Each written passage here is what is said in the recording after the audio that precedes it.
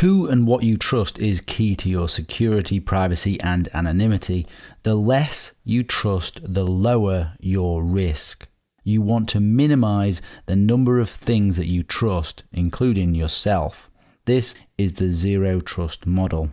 To protect our assets, we have to make choices about trust. We have to select software, operating systems, encryption, storage, internet service provider, password managers, what download we want to download, and even people that we need to trust to protect our assets. Evaluate instead of trusting. Everything will present a level of risk, some acceptable, some not. We can mitigate the risk by distributing the trust. This is a zero trust model. It should be applied to everything we go through in the course. Trust nothing, trust no one, evaluate and distribute the trust. So what does that really mean? Well, let me give you an example. Say you want to store files online. You want to sync your files online. You need to select a provider that offers the syncing service.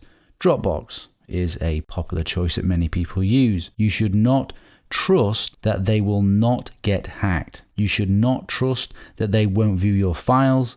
You should not trust that they will not lose or change your files. So you have to make a risk-based choice based on that zero trust. So you ask yourself, how important is it that the files remain private without being changed and to be always available? You decide that it is important, so you choose to back up the files as well in a separate location and encrypt the files or use a service to encrypt the files client side with a decryption key that only you have. This way, you have distributed the trust to the alternative backup and to yourself via encryption.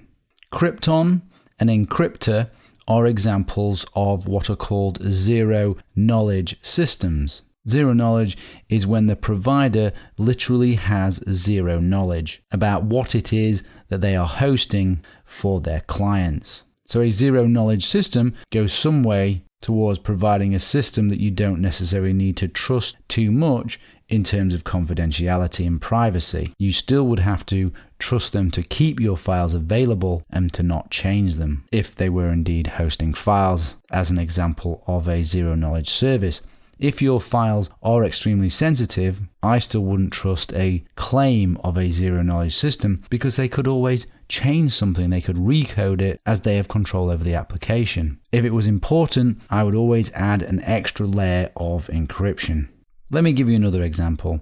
Applications can have secret backdoors. You may choose to run an application in an isolated virtual machine to stop it being able to communicate out. Applications can have malware.